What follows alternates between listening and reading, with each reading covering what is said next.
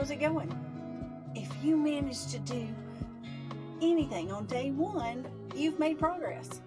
And I want you to focus on your progress, because what we focus on, we get more of.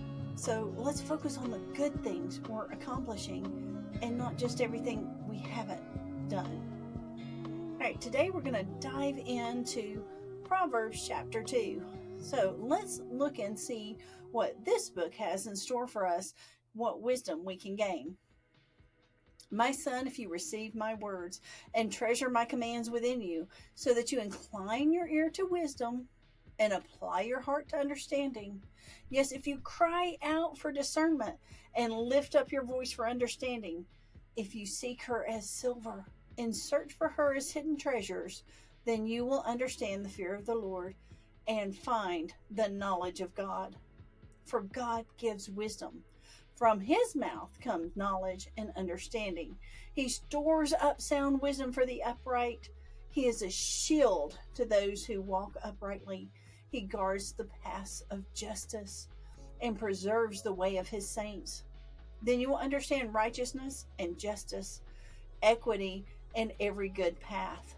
When wisdom enters your heart and knowledge is pleasant to your soul, discretion will preserve you.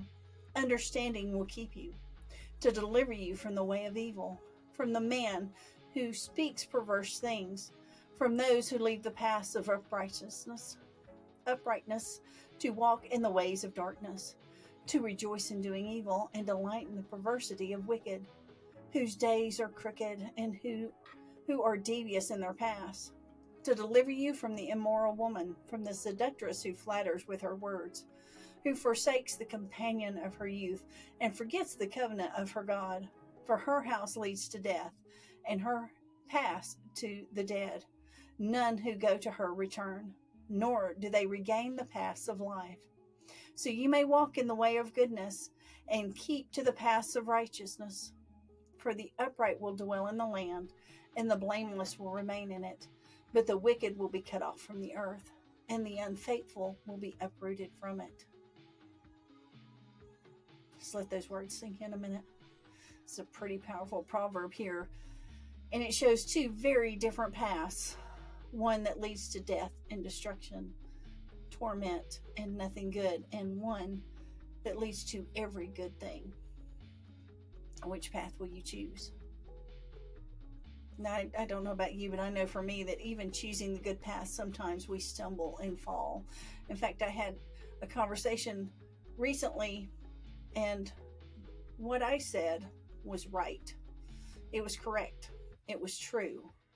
But it wasn't righteous because I was angry when I said it. I was caught off guard, and someone was trying to do something that wasn't right, and it was affecting me. But instead of taking a deep breath and stepping back a moment, my words came out angry. Now, in the end, two people that both love the Lord can come back together and work things out and talk about what is right, and both do what is right, but only if both people are willing. So we have to continually try to understand righteousness and justice and go in that direction, because it's very easy to fall off. The other path is much wider. The other path is much smoother, but it leads to a really bad ending. Because this is an important thing to remember when you're trying to do what's right. You have to give up what's wrong.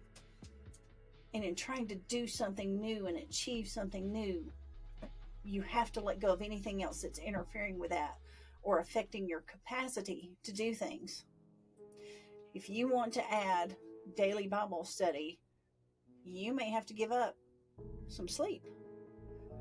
You may have to give up watching the news in the morning, or you might have to give up scrolling social media. What do you need to let go of that's not leading you on that right path, so that you can have more of what's leading you on the straight and narrow way? Those are my thoughts for today. Let me know what else you learned from this very in-depth proverb that shows two very different ways of life to go. I look forward to hearing from you, and we look forward to seeing more of you tomorrow as we continue the book of Proverbs.